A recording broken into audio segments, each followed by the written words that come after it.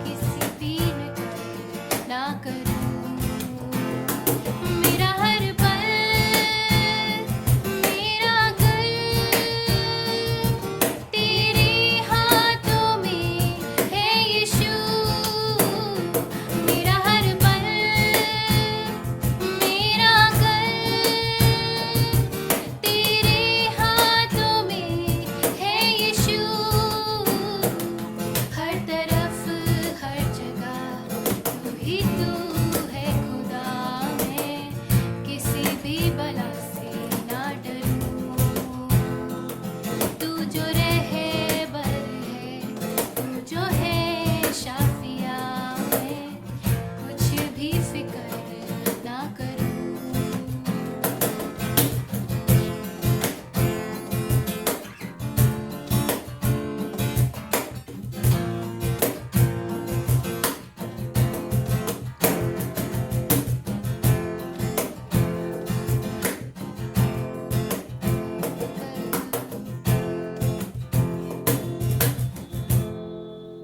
Amen. आज के वचन में आपसे शेयर करना चाहता हूं, बांटना चाहता हूं लूका की इंजील उसका 19वां अध्याय और 45 और 46 वाक्य। तब वह मंदिर में जाकर बेचने वालों को बाहर निकालने लगा और उनसे कहा, लिखा है कि मेरा घर प्रार्थना का घर होगा, परंतु तुमने उसे डाकुओं की खोर बना दी है। परमेश्वर का वचन हमसे बात करता है। यीशु मसीह ने जब यरूशलेम के अंदर प्रवेश किया तो लोग इतने हर्षित हुए कि उन्होंने अपने कपड़ों को उस रास्ते पे बिछा दिया और उन्होंने जैतून की डालियों को भी वहाँ पे, खजूर की डालियों को भी वहाँ डाल दिया था और वे चिल्लाने लगे कि होसाना। होसाना का यानी का मतलब यह है कि परमेश्वर हमें बचाए। आज भी हम में से सभी लोग ये बात को कहते हैं कि परमेश्वर तू हमें बचा। हम किसी भी समुदाय के हों, हम कहीं के भी हों, और यदि हम पढ़े लिखे हों या हमने पढ़ाई लिखाई नहीं करी है, हम अमीर हो या गरीब हो, शब्द एक ही निकलता है कि परमेश्वर हमें बचा ले। और जब यीशु मसीह से कहा परमेश्वर हमें बचा ले, तो यीशु मंदिर के अंदर उसने प्रवेश किया। परमेश्वर ने जो मंदिर बनाया था, परमेश्वर का मंदिर जिसके अंदर जब लोग जाते हैं तो भजन संहिता 10 और उसके 4 में लिखा है, उसके फाटकों में प्रवेश करूंगा धन्यवाद के साथ, उसके आंगनों में स्तुति करूंगा। तो यानी कि एक प्रोटोकॉल है। जब हम परमेश्वर के मंदिर के अंदर घुसते हैं, जाते हैं, तो हमेशा जब भी हम परमेश्वर की उपस्थिति में जाते हैं, आज परमेश्वर किसी शारीरिक मंदिर की बात नहीं करता, कोई ऐसे मंदिर की बात नहीं करता जिसके अंदर हमारे पास सिर्फ कोई आकार हो, लेकिन ये एक आत्मिक मंदिर है। जब हम प्रार्थना में जाते हैं तो एक आत्मिक मंदिर में प्रवेश करते हैं। उसका तौर तरीका ये है कि धन्यवाद और स्तुति के साथ हम जाएं। परमेश्वर का वचन हमें भजन संहिता 122 और उसके पहले में लिखा है, जब लोगों ने मुझसे कहा कि यहोवा के भवन में चलो, तब मैं आनंदित हुआ। तो 3 प्रोटोकॉल्स हैं, यानी कि 3 बातें हैं जब हम परमेश्वर के मंदिर में प्रवेश करते हैं। और सबसे पहले है कि स्तुति, धन्यवाद के साथ और हर्ष के साथ। इन तीनों चीज़ों के साथ जब हम जाते हैं, क्योंकि परमेश्वर के भवन में हम जाते हैं तो हमेशा हर्षित होकर के जाते हैं। It's always an act of giving, देने का जो एक प्रतिक्रिया है। क्योंकि हम हर मनुष्य अपने को कमज़ोर समझता है कि मैं बेकार हूँ, लेकिन परमेश्वर ने अपने लोगों को बेकार कभी नहीं बनाया।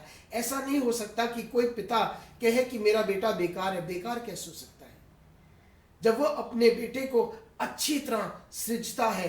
पर हम परमेश्वर की संतान है, परमेश्वर ने हमें सृजा है, परमेश्वर ने हमें खूब अच्छी तरह बनाया है, एक अच्छे बीज के साथ बनाया है। और यदि उस वक्त भी हम आए और हम कहें कि परमेश्वर हम बेकार हैं, इसीलिए जब परमेश्वर के भवन में हम आते हैं, we need to have these 3 components. ये 3 चीज़ों की आवश्यकता है जो परमेश्वर ने हमें पहले से ही दे रखा है, और वह है धन्यवाद, दूसरा है स्तुति, और तीसरा है कि जब हम उसके भवन में प्रवेश करें तो हर्ष के साथ, खुशी के साथ। लेकिन इस वक्त जब यीशु मसीह उस भवन के अंदर जाता है, तब वह मंदिर में जाकर बेचने वालों को बाहर निकाला।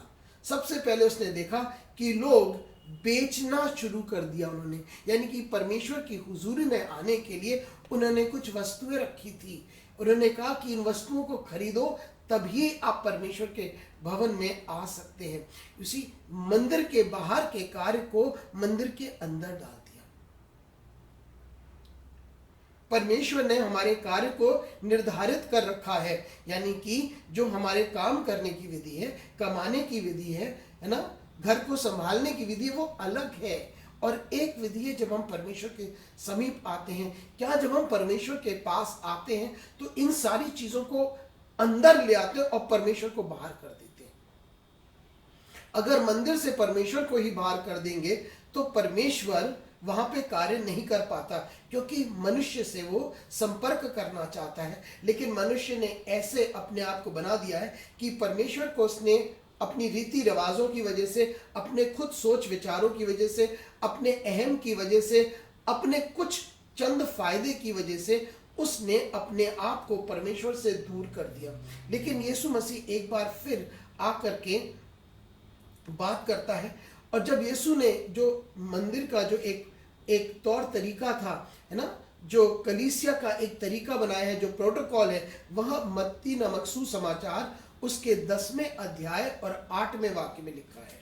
उसमें क्या लिखा है कि जो मंदिर में जो कार्य होना चाहिए, the work of the church, यानी कि कलीसिया का कार्य क्या है? बीमारों को चंगा करो, मरे हुए को जिलाओ, कोढ़ियों को शुद्ध करो, दुष्टताओं को निकालो, तुम में सेहत में दिया गया, सेहत में, यानी कि you been freely given, freely give, है ना। परमेश्वर ने हमें सेहत में दिया, यानी कि फ्रीली दिया है, बिना किसी मोल लेके परमेश्वर ने अपने अनुग्रह को दिया है। जब हम उसके मंदिर में आते हैं तो परमेश्वर हमें अनुग्रह करता है, वह प्रेम करता है, वो हमें त्यागता नहीं, वो भगाता नहीं है, वो हमसे मेल मिलाप करता है, वो हमसे बातचीत करना चाहता है। आज के दिन परमेश्वर आपसे भी बात करना चाहता है, आपसे मेल करना चाहता है, आपसे चाहता है कि आप हर्षित रहें। इसलिए परमेश्वर कहता है, और उसने मालूम ने क्या किया, यीशु